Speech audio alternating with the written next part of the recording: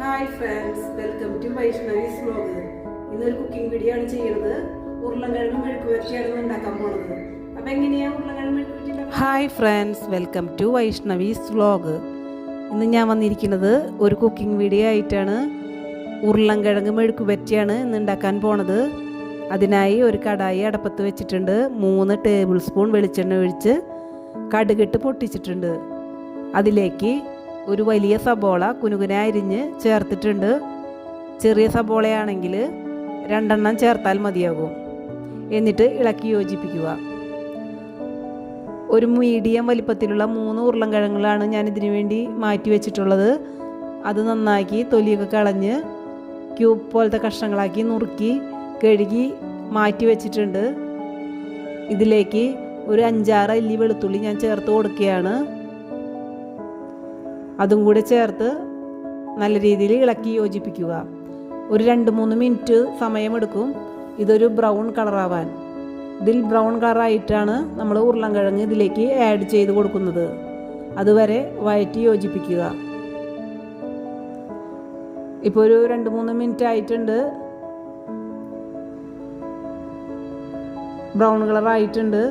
അപ്പോൾ നമ്മൾ കഴുകി മാറ്റി വെച്ച ഉരുളൻകിഴങ്ങ് ഇതിലേക്ക് ആഡ് ചെയ്ത് കൊടുക്കുകയാണ്.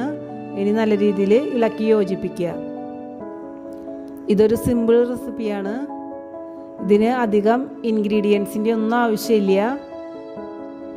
ഏത് സമയക്കുറവാണെങ്കിലും ഇത് പെട്ടെന്ന് ചെയ്തെടുക്കാൻ പറ്റിയ നല്ലൊരു റെസിപ്പിയാണ്. കുട്ടികൾക്ക് സ്കൂളിലേക്ക് കൊണ്ടുപോകാൻ ലഞ്ച് ബോക്സിൽ വയ്ക്കാൻ നല്ലൊരു അടിപൊളി റെസിപ്പിയാണ്. കുട്ടികൾക്ക് മാത്രമല്ല വലിയവർക്കും ലഞ്ച് ബോക്സിലേക്ക് വെക്കാൻ പറ്റിയ നല്ല കിടിലൻ ഐറ്റാണ്. ഇതിപ്പോൾ നമ്മൾ ഇതിലേക്ക് പൊടികൾ ചേർത്ത് കൊടുക്കാൻ പോവുകയാണ്. ആദ്യമായിട്ട് ഞാൻ 1/2 ടേബിൾ സ്പൂൺ മഞ്ഞൾപ്പൊടി ചേർത്ത് കൊടുത്തിട്ടുണ്ട്. പിന്നെ 2 ടേബിൾ സ്പൂൺ മുളക് പൊടി ചേർത്ത് കൊടുത്തിട്ടുണ്ട്. 1 ടേബിൾ സ്പൂൺ ഉപ്പും കൂടി. ഇത്രയേ ആവശ്യമുള്ളൂ. ആകെ 3 ഇൻഗ്രീഡിയൻസാണ് പൊടികളായിട്ട് ആവശ്യമുള്ളൂ. അത് നല്ല രീതിയിൽ ഇളക്കി യോജിപ്പിക്കുക. ഇളക്കി യോജിപ്പിക്കുമ്പോൾ പൊടിഞ്ഞു പോകാണ്ടിരിക്കാൻ ശ്രദ്ധിക്കുക. അതിന് വേണ്ടിയിട്ടാണ് കുറച്ച് മീഡിയം കഷ്ണങ്ങളായിട്ട് നുറുക്കുന്നത്.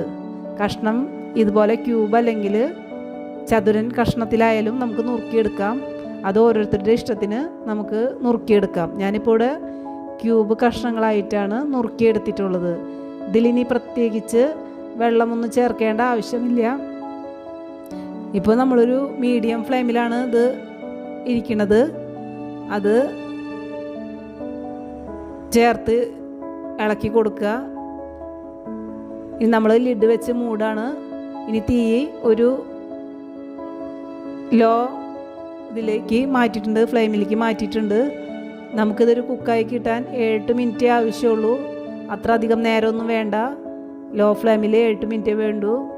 നമ്മളിത് ഇടയ്ക്കിടയ്ക്ക് ഇളക്കി യോജിപ്പിച്ച് കൊടുക്കണം. അടിയിൽ പിടിക്കണ്ടോന്ന് ശ്രദ്ധിക്കുക. അഥവാ അടിയിൽ പിടിക്കുകയാണെങ്കിൽ നമ്മളൊന്ന് ജസ്റ്റ് വെള്ളം തെളിച്ച് കൊടുത്താൽ മതിയാകും. ഇതിപ്പോൾ കുക്കാവാൻ തുടങ്ങിയിട്ടുണ്ട്. നമ്മളൊന്നാലും ഇടയ്ക്കിടയ്ക്ക് ഇളക്കി കൊടുക്കുന്നത് നല്ലതാണ്. നമുക്കിതൊരു 5-6 പേർക്ക് കൊടുക്കാവുന്ന സെർവ് ചെയ്യാവും പറ്റാം. അത്രയ്ക്ക് ഉണ്ടത്. 5-6 പേർക്കോളം നമുക്കിത് സെർവ് ചെയ്ത് കൊടുക്കാം. ഇപ്പോൾ ഹാഫ് കുക്കായിട്ടുണ്ട്.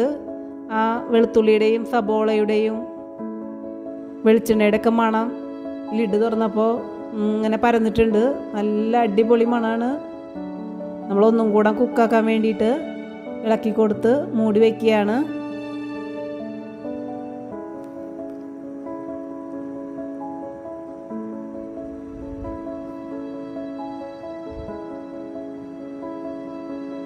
ഇപ്പോൾ കുക്കായിക്കൊണ്ടിരിക്കുകയാണ്.